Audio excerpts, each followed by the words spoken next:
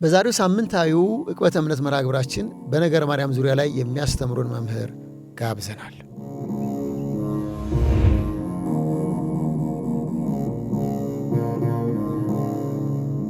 ሐዋርያው ቅዱስ ጳውሎስ በኤፌሶን ያሉ የቤተ ክርስቲያን መሪዎችን ወደ ሚሊጥን አስጠርቶ የ3 ዓመታት ቀንና ሌሊት ትምህርቱን እንዲህ ሲል ደመደመላቸው።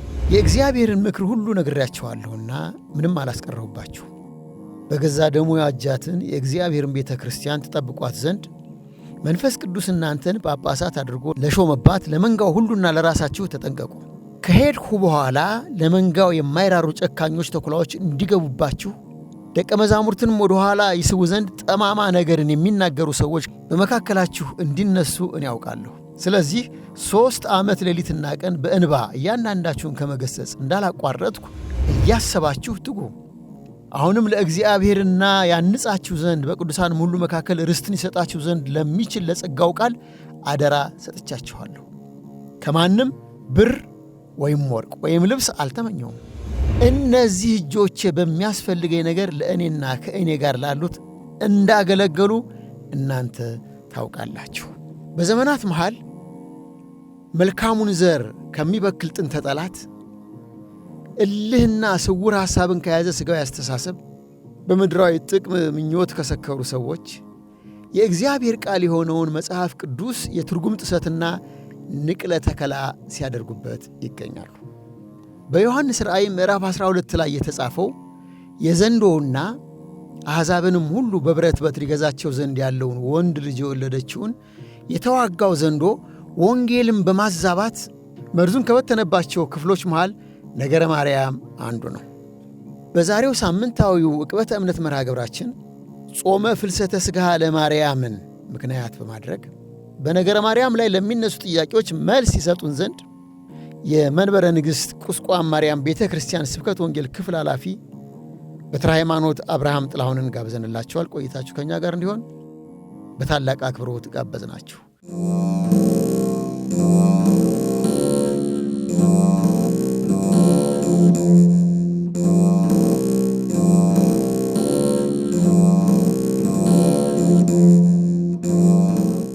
በስመ አብ ወወልድ ወመንፈስ ቅዱስ አሃዱ አምላክ።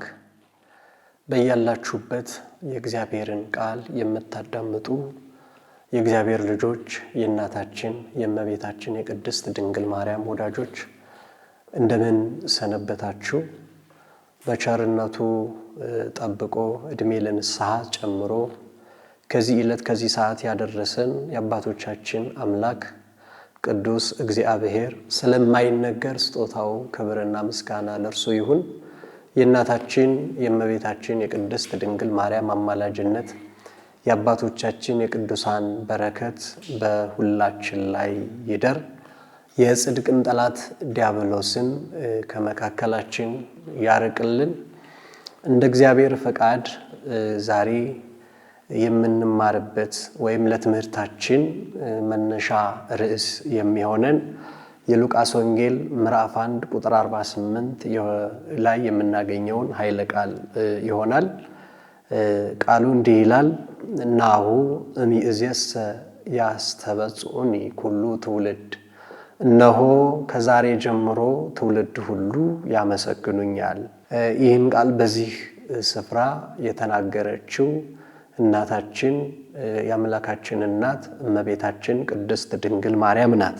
የሉቃስ ወንጌል ምዕራፍ 1 ከቁጥር 47 እስከ ቁጥር 55 ያለው ጸሎተ ማርያም በመባል ይታወቃል። ከአቡነ ዘበሰማያት ቀጥሎ ቤተ ክርስቲያናችን ዘወትር ከምትጠቀምባቸው ጸሎት መካከል አንዱና ዋናው ነው። አባቶቻችን በዚህ ጸሎት ተጠቅመውበታል፣ ሌላውንም ጠቅመውበታል ማለት ነው እና ዛሬም በዚህ ጸሎት ውስጥ እኛ እንጸልየዋለን። ሁልጊዜ ዘወትር በጸሎት እንጠቀምበታለን። ግን ቃሉ ከኛ ጋር በእምነት እየተዋሃደ ምስጢሩም እየገባን እንዲሆን እንደ እግዚአብሔር ፈቃድ እግዚአብሔር በገለጠልን መጠን እንማራለን። አምላካችን እግዚአብሔር ለሁላችንም ምስጢሩን ጥበቡን ገልጦ ያስተምረን። እናታችን እመቤታችን ቅድስት ድንግል ማርያም እነሆ ከዛሬ ጀምሮ ትውልድ ሁሉ ያመሰግኑኛል ያለችበት ምክንያቱን ለማየት ከፍ ብለን የጸሎቷን፣ የምስጋናዋን፣ የመዝሙሯን መነሻ እንመለከታለን። ከላይ ከፍ ብለን ስንመለከት በዚሁ በሉቃስ ወንጌል ምዕራፍ 1 ቁጥር 46 ጀምሮ ወትቤ ማርያምም አለች ይላል። ተአብዮ ነፍሴ ለእግዚአብሔር፣ ነፍሴ እግዚአብሔርን ታላቅ ታደርገዋለች ትላለች። እንግዲህ ከዚህ ስንነሳ ነፍሴ ወይም ሰውነቴ እግዚአብሔርን ታላቅ ታደርገዋለች። በቁሙ ቃሉን ስንመለከተው እግዚአብሔርን ታላቅ ማድረግ የሚችል ፍጡር የለም። ፍጡር ፈጣሪን ታላቅ ማድረግ አይችልም። ምክንያቱም እግዚአብሔር በባህሪው ታላቅ ስለሆነ፣ እግዚአብሔር ብቻውን ድንቅን የሚያደርግ ታላቅ አምላክ ስለሆነ ማለት ነው። አምላካችን እግዚአብሔር ብቻውን ታላቅ አምላክ ለመሆኑ አባቶቻችን በብዙ ስፍራ ላይ ተናግረዋል። በተለይም መዝሙረኛው ክቡር ዳዊት በመዝሙር 85 ላይ እንዲህ የሚል ቃል ተናግሯል። እግዚአብሔር ብቻውን ታላቅ አምላክ ነው ይላል። መዝሙር 85 ቁጥር 10 ላይ አቤቱ ድንቅን የምታደርግ አንተ ታላቅ ነህና አንተም ብቻህን ታላቅ አምላክ ነህና ይላል። እግዚአብሔር ብቻውን ታላቅ አምላክ ነው። እግዚአብሔር ብቻውን ታላቅ ድንቅ ነገርን የሚያደርግ ነው። እመቤታችን ቅድስት ድንግል ማርያም ነፍሴ ወይም ሰውነቴ እግዚአብሔርን ታላቅ ታደርገዋለች ስትል ምን ማለት ነው? ፍጡር ፈጣሪን ታላቅ ማድረግ እንደማይችል እግዚአብሔር ብቻውን ታላቅ አምላክ እንደሆነ አይተናል። እመቤታችን እንግዲህ ወንጌል ምስጢር ነው። አባቶቻችን ነቢያት ትንቢት የተናገሩት በመንፈስ ቅዱስ ምስጢር ገላጭነት ነው። አባቶቻችን ሐዋርያት ወንጌል የሰበኩት በመንፈስ ቅዱስ ምስጢር ገላጭነት ነው። በተለይ ቅዱስ ጳውሎስ ኤፌሶን ምዕራፍ 6 ቁጥር 19 ላይ የወንጌልን ምስጢር በግልጽ እንዳስታውቅ አፌን በመክፈት ቃልን ይሰጠኝ ዘንድ ስለኔ ለምኑ ይላል ቅዱስ ጳውሎስ። የነፍሱ ለስጋው የስጋው ለልብሱ ተርፎት በልብሱ ድውያንን የሚፈውስ አጋንንትን የሚያረቅ እስከ 3ኛው ሰማይ በስጋ የተነጠቀ ከመላእክት ማህበር ምስጢር የተካፈለ ታላቅ ሐዋርያ ወንጌልን በሚያስተምርበት ዘመን ለሚያስተምራቸው ምእመናን መናላቸው የወንጌልን ምስጢር በግልጽ እንዳስታወቅ ወንጌል ምስጢር ነው አለ። ምስጢር ማለት የተሸሸገ ያልተገለጠ ነገር እንደማለት ነው። ስለዚህ ወንጌል ምስጢር ነው። እግዚአብሔር መንፈስ ቅዱስ ካልገለጠለት በስተቀር እግዚአብሔር መንፈስ ቅዱስ የገለጠላቸው መምህራን ካላስተማሩት በስተቀር ወንጌልን መረዳት የሚችል የለምና ወንጌል ምስጢር ያሰኛታል። ስለዚህ እመቤታችን ቅድስት ድንግል ማርያም ነፍሴ ሰውነቴ እግዚአብሔርን ታላቅ ታደርገዋለች ስትል ታላቅነቱን፣ ገናንነቱን፣ ኃያልነቱን፣ አምላክነቱን፣ ጌትነቱን መናገር እጀምራለሁ ማለቷ ነው። ነፍሴ እግዚአብሔርን ታላቅ ታደርገዋለች ማለቷ። በማስከተል ነፍሴ እግዚአብሔርን ታላቅ ታደርገዋለች ካለች በኋላ ወትታሐሰይ መንፈሴ በአምላኬ ወመድኃኔ ትላለች። መንፈሴም በአምላኬ በመድኃኒቴ ደስ ይላታል ትላለች። እንግዲህ በዚህ ውስጥ መንፈሴ በአምላኬ በመድኃኒቴ ደስ ይላታል።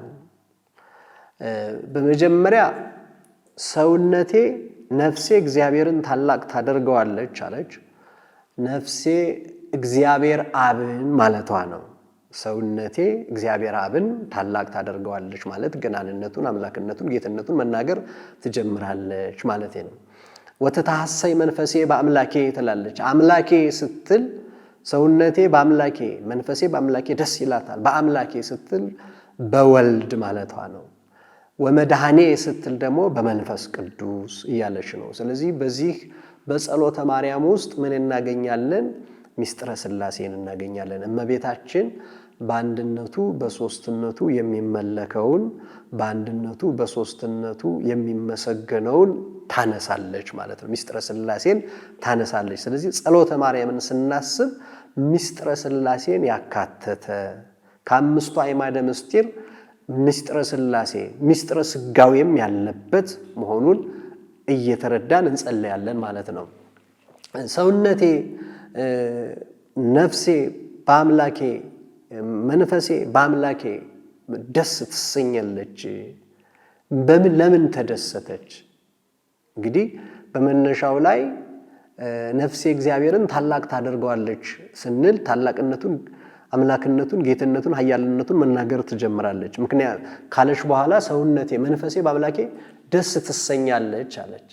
በምንድን ነው ደስ የተሰኘችው ካለች በኋላ እስመ ረእየ ሕማማ ለአመቱ ትላለች። የባሪያይቱን መዋረድ አይቷልና ወይም የአገልጋይቱን ትህትና ተመልክቷልና ራሷን አዋርዳ በትህትና ተመላልሳለችና። ትህትናዋ ምንድን ነው ቢሉ ወይም ራሷን ያዋረደችበት ዘመን ምንድን ነው ቢሉ እመቤታችን የስዕለት ልጅ እንደመሆኗ መጠን 12 ዓመት በቤተ መቅደስ ኖራለች። 12 ዓመት በቤተ መቅደስ ስትኖር በቤተ መቅደስ መጻሕፍትን ታነብ ነበር። ከዕለታት በአንድ ቀን መጽሐፈ ኢሳይያስን ወይም ትንቢተ ኢሳይያስን ስታነብ ናሁ ድንግል ትጸንስ ወተወልድ ወልደ ከሚለው አንቀጽ ደረሰ ይችላል። በዚህ ጊዜ እመቤታችን ምን አለች? ከዚህ ዘመን ደርሼ ለዚች ሴት በድንግልና ጸንሳ በድንግልና ለምትወልደው ሴት አገልጋያዋ ሆኜ አፍልቼ ጠምቄ ጋግሬ አገልግያት አንድ አቀበት አዝያ አውጥቻት አንድ ቁልቁለት አዝያ አውርጃት እግሯን አጥቤ እጣቢዋንም ጠጥቼ ባሪያዋ ሆኜ በኖርኩ ብላ ተመኘች። ንጽህናዋ ድንግልናዋ ለሷ እንደተሰጣት ሳታውቅ ማለት ነው። እንግዲህ ከዚህ ብዙ እንማራለን። እመቤታችን ይሄን ስታነብ ይሄ ቃል ለኔ በሆነ ብላ አልተመኘችም።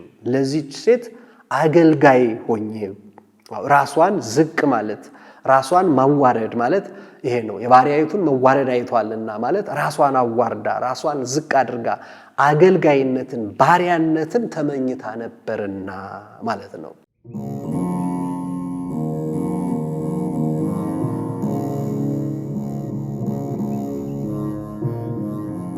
ቤታችን ለእናትነት ያስመረጣት ትህትናዋ ነው፣ ራሷን ማዋረዷ ነው። እና ወንጌልም እንደሚነግረን ራሱን የሚያዋርድ ከፍ ከፍ ይላል፣ ራሱን ዝቅ ዝቅ የሚያደርግ ከፍ ከፍ ይላል ነው የሚለውና ከእመቤታችን ትህትናን እንማራለን። ራስን ዝቅ ማድረግን፣ የበላይነትን ሳይሆን የበታችነትን፣ ከፍታን ዝቅታን ማለት ነው።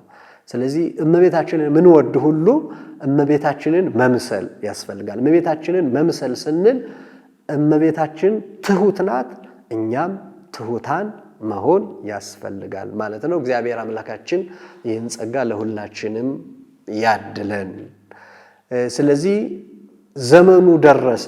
የዘመኑ ፍጻሜ ሲደርስ ከሦስቱ አካል አንዱ አካል አካላዊ ቃል እግዚአብሔር ወልድ ኢየሱስ ክርስቶስ ከእመቤታችን ከቅድስት ድንግል ማርያም ያለ ዘራ አበሲ ያለ ወንድ ዘር በረቀቀ በመንፈስ ቅዱስ ሥራ በድንግልና ተጸንሶ በድንግልና ተወለደ። እንግዲህ ይህ ሲፈጸም ነው እመቤታችን ነፍሴ እግዚአብሔርን ሰውነቴ እግዚአብሔርን ታላቅ ታደርገዋለች። ታላቅነቱን በሌላይ ታላቅ ስራን ሰርቷል። ታላቅ ነገርን አድርገዋል። ገና ከአይምሮ በላይ ከተፈጥሮ ሕግ ውጭ በኔ ላይ አድርገዋል አለች። ይሄንን ደግሞ መናገር ጀምራለሁ። ወትታሐሰይ መንፈሴ በአምላኬ ወመድኃኔ፣ ነፍሴ መንፈሴ ሰውነቴ በአምላኬ ሐሴት ታደርጋለች፣ ደስ ትሰኛለች። ምክንያቱም የባሪያይቱን መዋረድ አይቷልና፣ የአገልጋይቱን ትህትና አይቷልና ብላ የተናገረችበት ምክንያት ይሄ ነው። ሌላው የባሪያይቱን መዋረድ አይቷልና የሚለው በሔዋን ተገብታ ነው። በሔዋን ተገብታ የሔዋን በመንጸፈ ደይን መውደቋን በእግረ አጋንንት መጠቅጠቋን አይቷልና። ምክንያቱም ጌታ የተወለደው አዳምና ሔዋንን እኛ ልጆቹን ከባርነት ነፃ ሊያወጣን ነውና፣ ከመርገመ ሥጋ ከመርገመ ነፍስ ሊያድነን ነውና፣ ከሞት ወደ ሕይወት ሊያሻግረን ነውና በሔዋን ተገብታም የባሪያይቱን መዋረድ አይቷልና ብላ ትናገራለች እመቤታችን ቅድስት ድንግል ማርያም።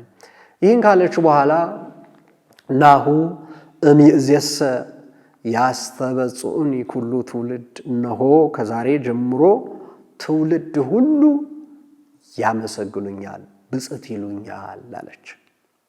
እንግዲህ እመቤታችን ይህን ቃል የተናገረችበት ምክንያት አስቀድሞ ቅዱስ ገብርኤል ከእግዚአብሔር ተልኮ እንዲህ የሚል ቃል አብስሯት ነበር። የሉቃስ ወንጌል ምዕራፍ 1 ቁጥር 28 ላይ ደስ ይበልሽ አላት። ለ5500 ዘመን የሰው ልጅ ደስታ አልነበረውም። ደስታውን አጥቶ በሐዘን ነበር የሚኖረው። ምክንያቱም የደስታ ምንጭ እግዚአብሔር ነውና ከእግዚአብሔር ተለይቶ ነበርና የሰው ልጅ ያ ደስታ ደግሞ የሚፈጸመው በእመቤታችን በኩል ነውና ከእመቤታችን ተወልዶ ነውና ደስታችን የሚፈጸመው ደስ ይበልሽ አላት። ጸጋን የተመላሽ ሆይ አላት። ሁሉም ሰው ጸጋ በጎደለው ጊዜ ማለት ነው፣ ጸጋን ባጣን ጊዜ እነ ቅዱስ ጳውሎስ ሁሉ ኃጢአት ሰርተዋል፣ የእግዚአብሔር ጸጋ ጎድሏቸዋል፣ እንዲያው በጸጋው በኢየሱስ ክርስቶስ ባለው ቤዛነት ይድናሉ እንጂ እያሉ በተናገሩበት ዘመን እነ ቅዱስ ዳዊት ከሰማይ በታች አንድስ እንኳ ጻድቅ የለም እያሉ በተናገሩበት ዘመን እመቤታችን ቅድስት ድንግል ማርያም ግን ጸጋን ተመልታ የተገኘች ነበረች። በረከቷ በሁላችን ላይ ይደርብን። ጸጋን የተመላሽ ሆይ ይላታል። ጌታ ካንቺ ጋራ ነው። ካንቺ ባህሪ ከስጋሽ ስጋ ከነፍስሽ ነፍስ ነስቶ ይወለዳል። አማኑኤል እግዚአብሔር ከኛ ጋራ የሆነው ከሷ ተወልዶ ነውና፣ ስለዚህ ጌታ ካንቺ ጋራ ነው ካላት በኋላ የማኅፀንሽ ፍሬ ቡሩክ ነው፣ አንቺ ከሴቶች መካከል ተለይተሽ የተባረክሽ ነሽ፣ የማኅፀንሽም ፍሬ ቡሩክ ነው አላት። ከሴቶች መካከል ተለይተሽ የተባረክሽ ነሽ። እንግዲህ መካከል የሚለው ከሔዋን ጀምሮም ያለው ከሷም በኋላ እስከ ዓለም ፍጻሜም የሚነሳውን ሁሉ የሚያጠቃልል ነው። ከሴቶች መካከል ተለይተሽ የተባረክሽ ነሽ። ሔዋን ከገነት ሳትባረር ከገነት ሳትወጣ የነበራት ንጽህና ቅድስና ያለሽ ንጽሐ ጠባይ ያላደፈብሽ መርገመ ሥጋን መርገመ ነፍስን በአማላጅነትሽ በረከተ ሥጋን በረከተ ነፍስን በአማላጅነትሽ የምታሰጪ የድህነት ምክንያት ነሽ። አንቺ ከሴቶች መካከል የተባረክሽ ነሽ። መርገመ ሥጋ መርገመ ነፍስ የሌለብሽ ነሽ። በረከተ ሥጋ በረከተ ነፍስ እያማለድሽ የምታሰጪ ነሽ አላት ቅዱስ ገብርኤል። የማኅፀንሽ ፍሬ ቡሩክ ነው፣ በረከተ ሥጋ በረከተ ነፍስን የሚያድል መርገመ ሥጋ መርገመ ነፍስን የሚያርቅ ነው ብሎ ቅዱስ ገብርኤል አብስሯታል። ይሄ ብቻ አይደለም። በዚሁ በሉቃስ ወንጌል ምዕራፍ 1 ቁጥር 39 ላይ ቅድስት ኤልሳቤጥ የእመቤታችንን የሰላምታዋን ቃል በሰማች ጊዜ ጽንሱ የሰላምታሽ ቃል በጆሮዬ በገባ ጊዜ ጽንሱ በማኅፀኔ ዘለለ ብላለች። ዘለለ እንግዲህ የእመቤታችን የሰላምታዋ ቃል ጽንስ የሚያዘልል አሁን ዘለለ ሲል ሰገደ ማለት ነው፣ ክብር ሰጠ ማለት ነው። ለእመቤታችን የጸጋ ስግደት በእመቤታችን ማኅፀን ላለው ለአምላካችን ለኢየሱስ ክርስቶስ የአምልኮ ስግደት ሰገደ ማለት ነው። ሰገደ። የጌታዬ እናት ወደ እኔ ትመጪ ዘንድ እንዴት ይሆንልኛል አለች። እንግዲህ ቅድስት ኤልሳቤጥ በዚሁ በሉቃስ ወንጌል ምዕራፍ 1 ቁጥር 5 ላይ ከባሏ ከዘካርያስ ጋር ሁለቱ ይላል በጌታ ትእዛዛት እየሄዱ ያለ ነውር ያለ ነቀፋ ጻድቃን ነበሩ ነው የሚላቸው። በእግዚአብሔር ፊት ነው ያለ ነውር ያለ ነቀፋ በእግዚአብሔር ፊት ጻድቃን ነበሩ ይላታል። ምንም ግን ጻድቅ ብትሆንም ቅድስት ኤልሳቤጥ ምንም ግን የእግዚአብሔር ሰው ብትሆን ክብሯ ከእመቤታችን ጋር አይመጣጠንም። በክብር የእመቤታችን ትበልጣለችና ኤልሳቤጥ መጥምቀ መለኮት ዮሐንስን ብትወልድ እመቤታችን የምትወልደው ደግሞ ነቢያት ትንቢት የተናገሩለትን ሐዋርያት ወንጌል የሰበኩለትን የመጥምቀ መለኮት የቅዱስ ዮሐንስን አምላክ እግዚአ ነቢያት የነቢያትን ጌታ ነውና የምትወልደው የጌታዬ እናት ወደ እኔ ትመጣ ዘንድ እንዴት ይሆንልኛል አለች። የሰላምታሽ ቃል በጆሮዬ በገባ ጊዜ ጽንሱ በማኅፀኔ ዘለለ አለች። እንግዲህ የ6 ወር ጽንስ ምን አውቆ ይዘላል? ከእውቀት እምነት ይቀድማል። ይሄም ማረጋገጫው ይሄ ነው። የ6 ወር ጽንስ መዝለሉ እምነት እንደሚቀድም ነው። እንግዲህ እኛ በ40 በ80 ቀናችን በወላጆቻችን አማካኝነት ወደ ቤተ ክርስቲያን እንመጣለን። ሀብተ ወልድ ስመ ክርስትናን በጥምቀት ገንዘብ ለማድረግ እንመጣለን። እንዴት ይላሉ? ምን አውቆ ይላሉ? አይደለም ከእውቀት እምነት ይቀድማል ነው። እግዚአብሔር እኮ በማኅፀን ሳለ ቀደስኩ በሆድ ሳልሰራ አወቅኩ ይላል። ገና ከማኅፀን ሳል ጀምሮ እግዚአብሔር ይለያል ማለት ነው።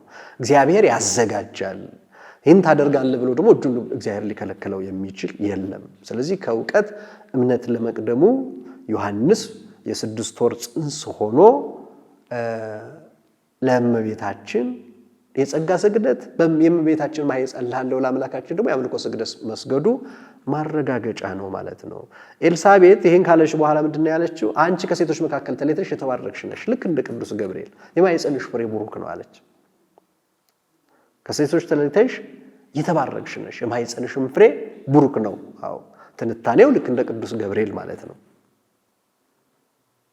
ይህን ከሰማች በኋላ እመቤታችን ቅድስት ድንግል ማርያም እነሆ ከዛሬ ጀምሮ ትውልድ ሁሉ ያመሰግኑኛል፣ በአንዱ በቅዱስ ገብርኤል ብቻ ተመስግኜ አልቀርም፣ ሰራዊተ መላእክት፣ ሊቃነ መላእክት፣ ነገደ መላእክት ያመሰግኑኛል አለች። በአንዷ በቅድስት ኤልሳቤጥ ብቻ ተመስግኜ አልቀርም፣ ትውልድ ሁሉ ያመሰግኑኛል፣ ትውልደ ያፌት፣ ትውልደ ሴም፣ ትውልደ ካም ያመሰግኑኛል አለች። ትውልድ ዘይሃልፍ ትውልድ ዘይመጽእ ያመሰግኑኛል አለች። ትውልድ ዘይመጽእ የሚለው የሚመጣው ትውልድ ያመሰግኑኛል። እሺ ትውልድ ዘይሃልፍ ግን እንዴት ነው ቢሉ አባቶቻችን በታሪክ እንዲህ አድርገው አስቀምጠውልናል። የሮም ንጉሥ ጢባሪዎስ ቄሳር የተባለ ዓለምን እንደ ሰም አቅልጦ እንደ ገል ቀጥቅጦ ሮምን እንደ ሰም አቅልጦ እንደ ገል ቀጥቅጦ የገዛ ንጉሥ ነበር ይላል እና ከንግስቲቷ ልጅ ይወልድና በ3 ወሩ ይሞታል። ሚስትየዋ ግን ብልህ ስለነበረች ንግስቲቱ ባሏን እንዲህ ስትል መከረችው፣ ከሰማኸኝ አንድ ምክር ልምከርህ፣ ጠቃሚ ምክር። በጎ ከሆነ ሰማሻለሁ፣ ክፉ ከሆነ አልሰማሽም አላት።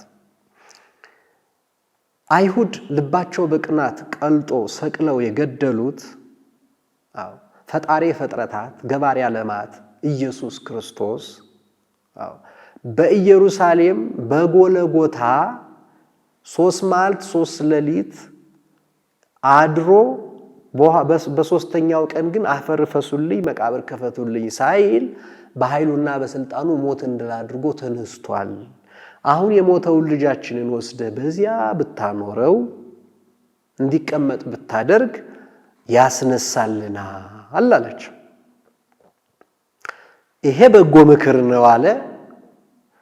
ሰራዊቱን አስጠራ፣ ወርቅ አስይዞ በድኑን በሳጥን አድርጎ በኢየሩሳሌም ጌታ በተቀበረበት በጎለጎታ ወስዳችሁ አኑሩት አላቸው ይላል። የመንፈቅ ጎዳና ተጉዘው ያንን የንጉሱን ልጅ ጌታ በተቀበረበት በጎለጎታ አስቀመጡት። ከ3 ቀን በኋላ ቢመጡ በ4ኛው ቀን የሞተው ልጅ ተነስቶ አገኙት ይላል። በዚህ ተደነቁ። ስለዚህ የመንፈቁን ጎዳና በ3 ወር በሰረገላም ቢሉ በፈረስ በ3 ወር ተጉዘው ደረሱ። ንጉሱና ንግስቲቱ የሞተው ልጃቸው ሕያው ሆኖ ሲያዩት እግዚአብሔርን አመሰገኑ ይላል።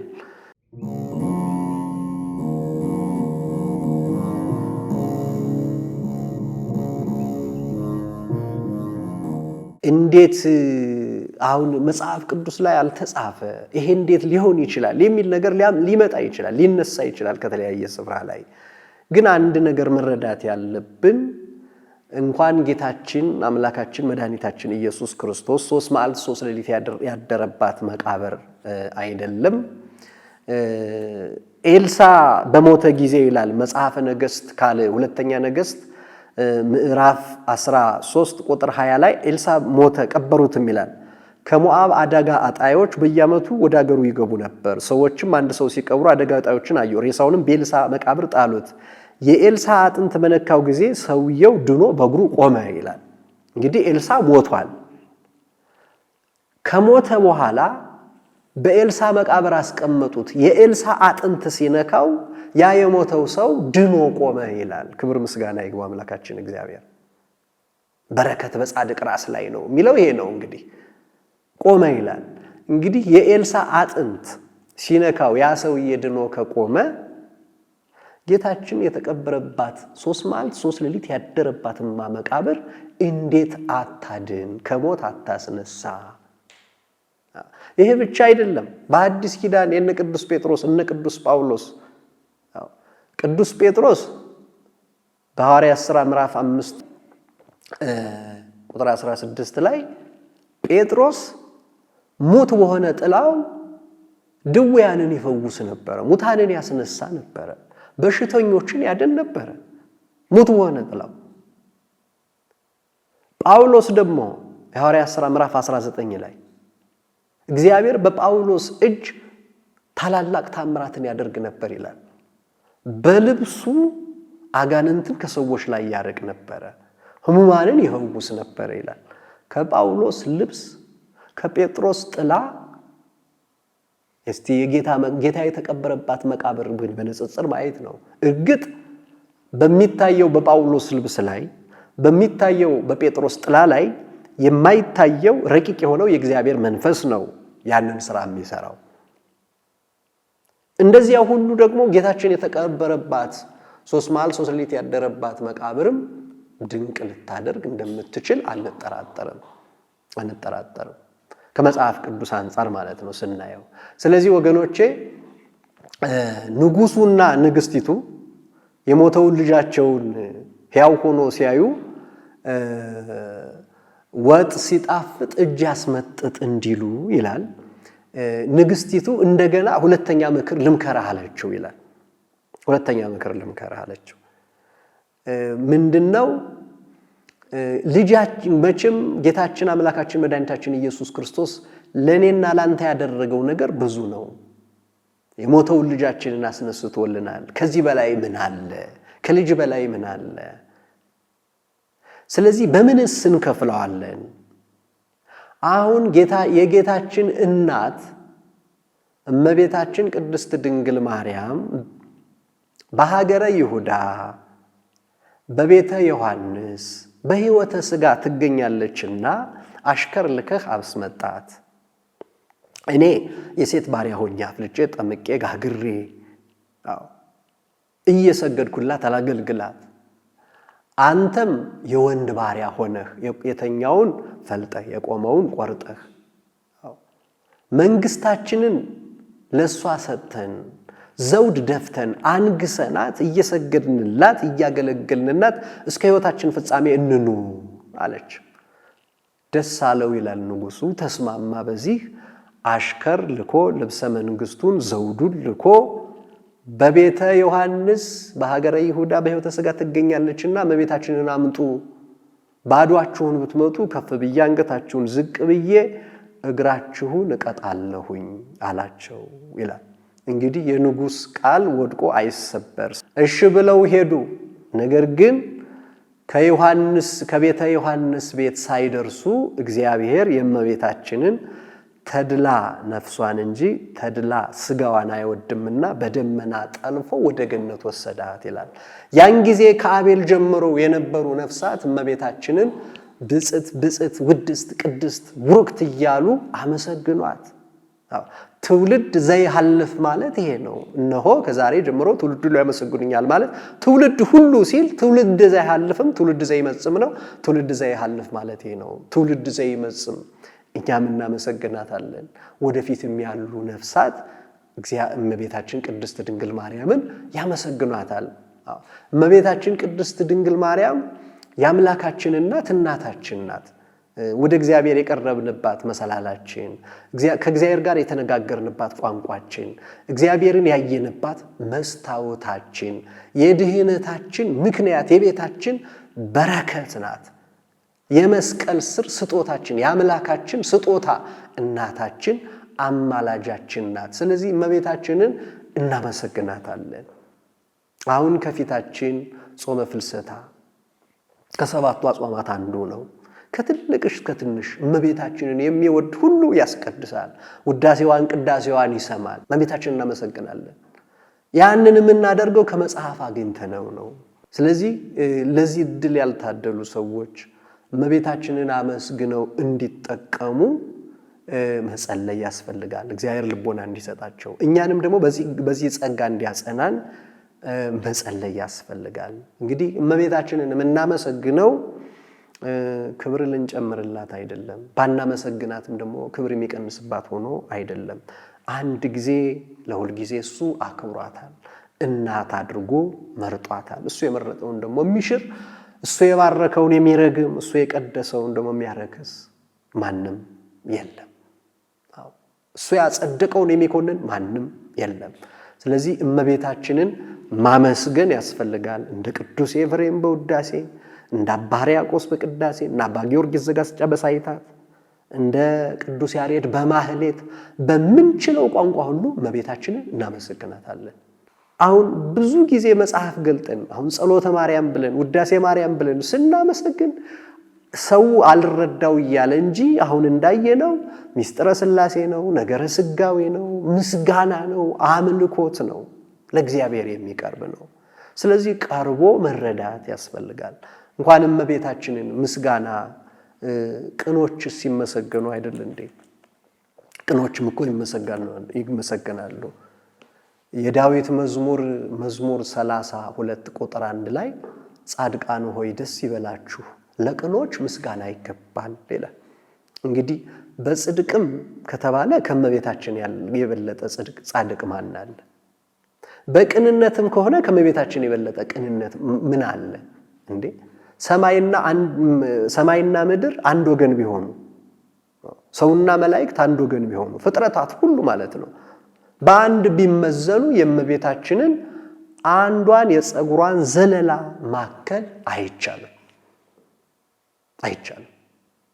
በቅንነትም በጽድቅም በንጽህናም በምንም ነገር በባለሟልነትም ለእግዚአብሔር በመቅረብም ማለት ነው። ስለዚህ እመቤታችንን ማመስገን ያስፈልጋል። ጻድቃን ሆይ ደስ ይበላችሁ ለቅኖች ምስጋና ይገባል፣ እነሆ ከዛሬ ጀምሮ ትውልድ ሁሉ ያመሰግኑኛል። ስለዚህ እመቤታችንን አመስግነን ለመጠቀም ያብቃን። ከመቤታችን በረከትን እያገኘን በስጋም በነፍስም ለመክበር ያብቃን። አንድ የመጨረሻ ቃል ተናግሬ ትምህርቴን ጨርሳለሁ። እግዚአብሔር አብርሃምን በኦሪት ዘፍጥረት ምዕራፍ 12 በስነ ፍጥረት በአእምሮ ጠባይ ተመራምሮ አብርሃም እግዚአብሔርን ካገኘ በኋላ እግዚአብሔር ምንድነው ያለው? ከሀገር ከዘመዶች ከአባት ቤት ተለይተህ ውጣ፣ የሚባርኩህን እባርካለሁ አለው። ለበረከት ሁን፣ የሚባርኩህን እባርካለሁ ካለው በኋላ የሚረግምህን እረግማለሁ ነው ያለው። ስለዚህ አብርሃምን የሚባርክ ከተባረክ እመቤታችን የሚባርክ እንዴት አይባረክም ነው? ይባረካል። አብርሃምን የሚረግም ከተረገመ እመቤታችንን የሚረግም ይረገማል፣ የተረገመ ነው የሚሆነው ማለት ነው። ስለዚህ የኢትዮጵያ ኦርቶዶክስ ተዋሕዶ ቤተክርስቲያን ለእመቤታችን ሰፊ ቦታ አላት። አዎ ጌታችን ኢየሱስ ክርስቶስ እኮ እኛን ለማዳን ከሷ ነው ሰው የሆነው። አዎ እሷን ምክንያት አድርጎ ነው ያዳነን። መድኃኔዓለም ስንል ኢየሱስ ስንል አማኑኤል ስንል ከሷ ተወልዶ ነው፣ ከሷ ተወልዶ ነው። በምክንያትም ያለ ምክንያትም ያድናል። እግዚአብሔር ዓለምን ከፈጠረበት ጥበቡ ዓለምን ያዳነበት ጥበቡ ይበልጣል ይላሉ አባቶቻችን። እውነት ነው። ለይኩን እያለ የፈጠረውን ዓለም በእጆቹ ነው ያበጃጀን እኛን የሰው ልጆች።